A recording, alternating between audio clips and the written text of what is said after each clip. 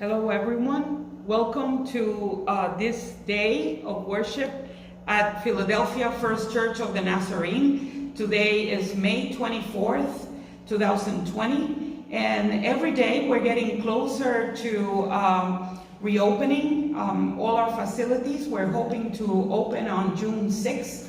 So this is one of the few last services that we will have online. However, we're planning on doing the services open and have a live broadcast every Sunday.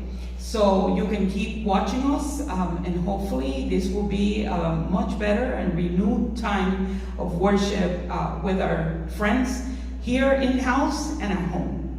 So let me begin with a word of prayer. Heavenly Father, Lord, we thank you for this time together. This time in which, Lord, we come, even though we are separated by distance, Lord, we are here in spirit with you, Lord. You are God above all things, Lord, and in the midst of things that are not going our way, you are still Lord, and we know that everything is under your control, and Lord, that you are wanting us to live full lives in you and in you alone.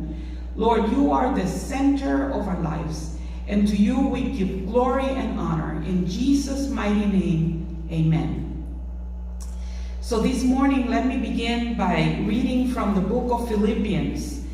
And it's Philippians chapter 4, verses 4 through 7. And it says, "Rejoice in the Lord always. I will say it again, rejoice. Let your gentleness be evident to all. The Lord is near. Do not be anxious about anything, but in every situation, by prayer and petition, with thanksgiving present your request to God. And the peace of God, which transcends all understanding, will guard your hearts and your minds in Christ Jesus." Again, it says, do not be anxious about anything. And that's what we want to do. Be anxious about nothing. But there's a particular verse in the Message Bible, and I want to read this again, but read it from the Message because it gives kind of a broader meaning to this. It says, celebrate God all day, every day. I mean, revel in Him. Make it as clear as you can to all you meet that you are on their side, working with them and not against them. Help them see that the Master is about to arrive. He could show up any minute. Do not fret or worry. Instead of worrying, pray. Let petitions and praises shape your worries into prayers, letting God know your concerns. Before you know it, a sense of God's wholeness, everything coming together for good, will come and settle you down. It is wonderful what happens when Christ displaces worry and the center of your life.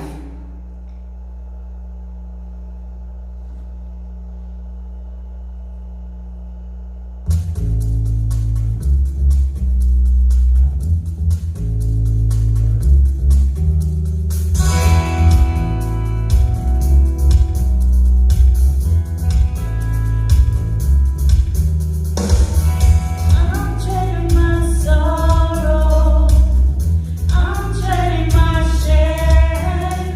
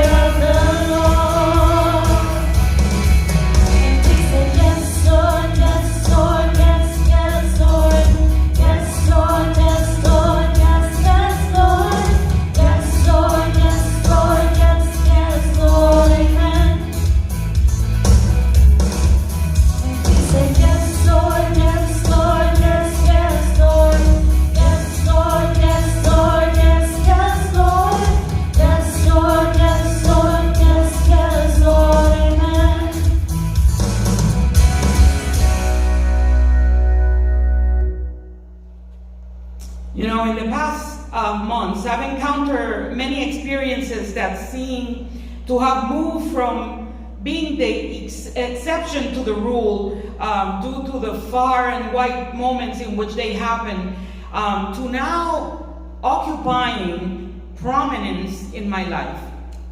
And I say this because some of these happenings, things that happen, are things that don't happen often.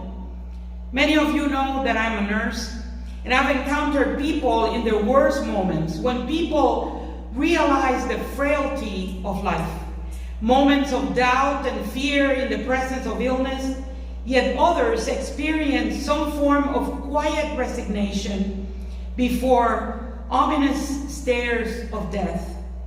Some of my patients are young and generally healthy. However, things quickly change and something is not quite right. Many of these disease processes can even be traced back to our own habits, our patterns, our decisions, or maybe just our failure to do what is right. Things like eating right, sexual abstinence before marriage, smoking, alcohol consumption, or not adhering to our prescribed medication regimen. I must confess that even as a pastor and as a nurse, I have encountered moments of doubt and fear that make me feel chills through my body. The other day, I was so moved by the words of Dr. Sam Vassell, the district superintendent of the New York metro area. As you know, New York has been the epicenter of the coronavirus pandemic in the United States, and hundreds have died because of this terrible virus. Throughout this time of doubt and fear, times of despair, I've been reminded of Paul's encouragement through Philippians 4. The morning that I heard Dr. Sam talk and encourage us pastors in the Philadelphia district, it was a surprise for me that morning I had just been reading that exact passage. What causes Paul to give an exhortation like he does at the beginning of these verses, where he says, "Rejoice in the Lord always, and again I say rejoice." I believe that Paul rejoices in the presence of the Lord. The truth is that I can't rejoice always in all circumstances in which I find myself, but I can certainly rejoice in the Lord. As I look around, I see the foolishness of this world, and my heart becomes heavy with grief. This time of pandemic has made me take a good look at the heart of man and struggle to reconcile how can there be so much foolishness in the heart of man while there is so much kindness and love in the heart of others. Paul's message to the brothers and sisters in the faith in the Roman city of Philippi was as important then as it is relevant today. Joy is the primary theme of the letter of Paul to the people in Philippi. He wanted to convey that the source of the joy is nothing less than the certainty of the nearness of the Lord. And because that nearness, and because of his presence, and because we know that he is here, and that he is in control of every situation, I can say that I believe.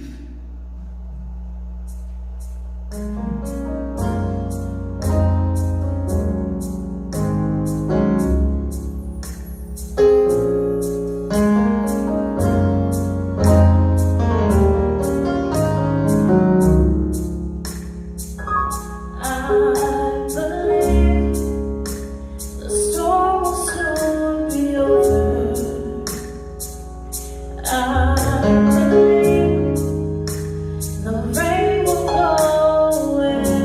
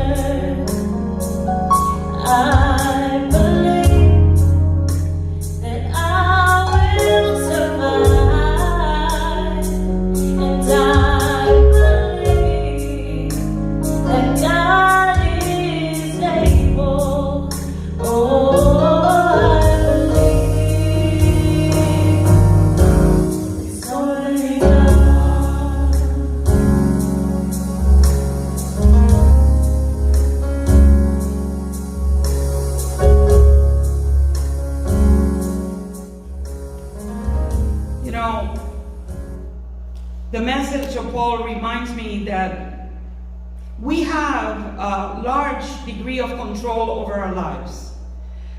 This is the message that is throughout Scripture. However, we're talking about a type of control that it might not be the same type of control that you're thinking of. When our circumstances align with our understanding of what is right, or our own way, we are filled with joy. You know, we feel that things should be in a certain way, and if they happen that way, we feel happy, we rejoice. We have some expectation of what will or should happen, and if those expectations are not met, then we feel struck down. The control about life that Scripture teaches us is that even though we might not be able to control the circumstance, we can control our perception and our attitude. For many, this may come as a surprise, but most of us believers know that joy is an attitude. Have you even fallen into a delusion that the world is out to get you? If you have, you will probably notice that everything that comes your way, everything that comes your way, you feel and you perceive it as wrong. And there are statements like, oh, things never go my way. Maybe those people in church are always judging me. Or why are people looking at me in such a way? My boss is unfair, self-centered, and does not understand the reality of us, the employees. You know, you need to reflect on those kind of statements because they reflect your attitude. Your attitude is fixed on the negative, and because your negativity, you're failing to see the picture, that picture that God wants you to see, the picture of the positive things that are out there. As I said before, joy is an attitude, and because it is an attitude, then joy is also a choice. We have to make an effort to sift through our negative thoughts and find the positive. We are commanded to rejoice always. This is not only feeling like rejoicing, but this is out of obedience. We must rejoice in the certainty that our God is sovereign and that our lives rest in His hands.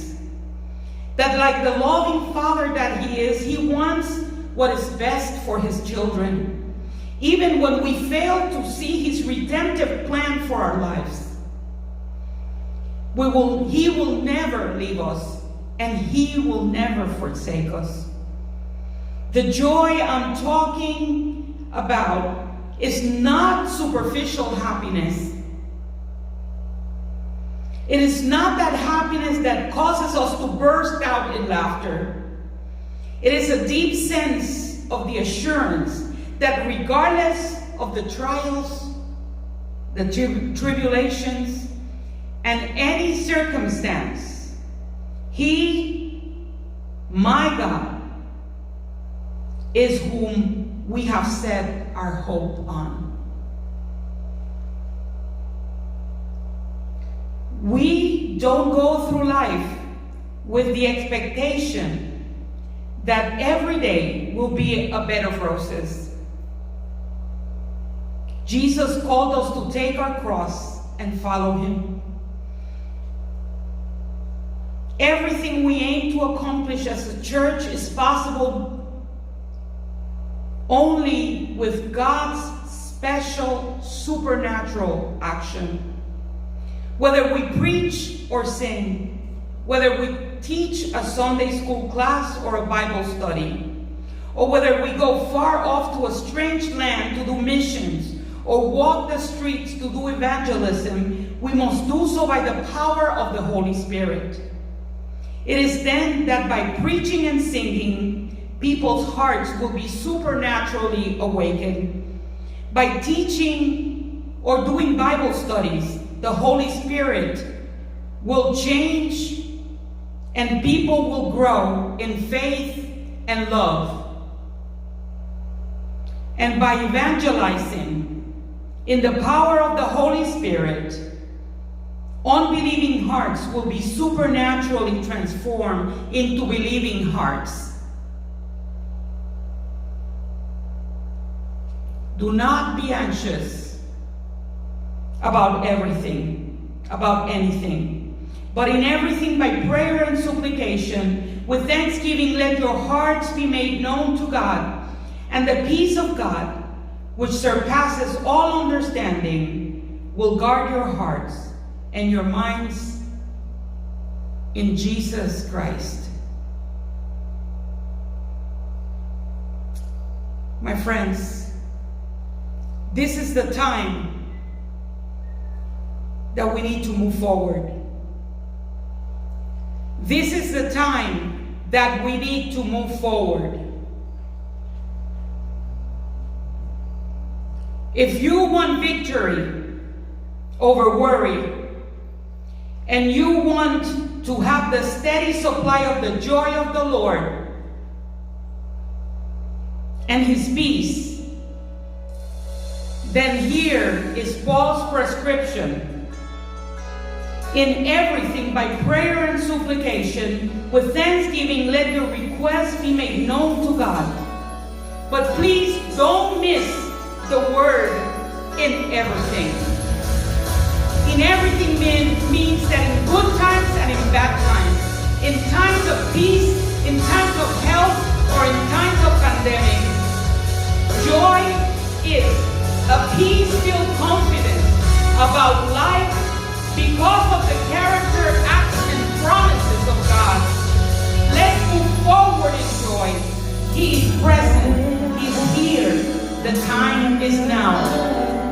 I'm here to declare you, my past is over in you. All things are made new. Surrender my life to Christ. I'm moving forward.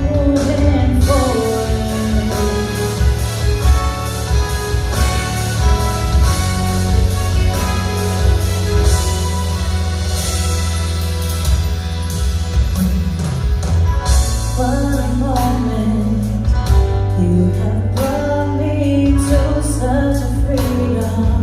I have found in you, you're the healer, who makes all things new. Yeah, yeah, yeah. I'm not going back, I'm moving ahead.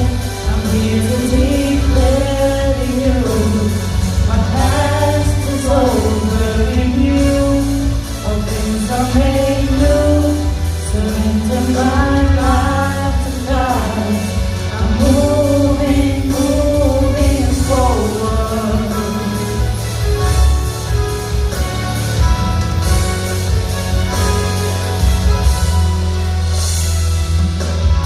You have risen with all power in your hand. You have given me a second chance. Hallelujah, hallelujah, yeah, yeah, yeah, yeah, yeah. I'm not going back, I'm moving ahead. I'm here to declare to you, my past is over in you. All things are made new.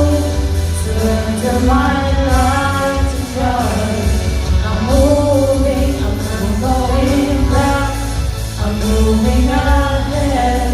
I'm here to declare to you,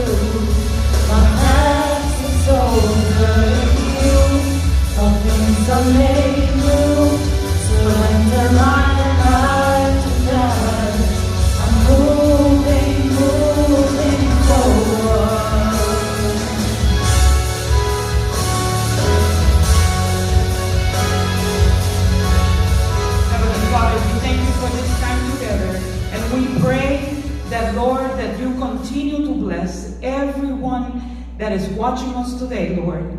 May your blessing be multiplied, and may they be healed in your name by the power of your Spirit. We love you. We give you praise and honor. In Jesus' mighty name, amen.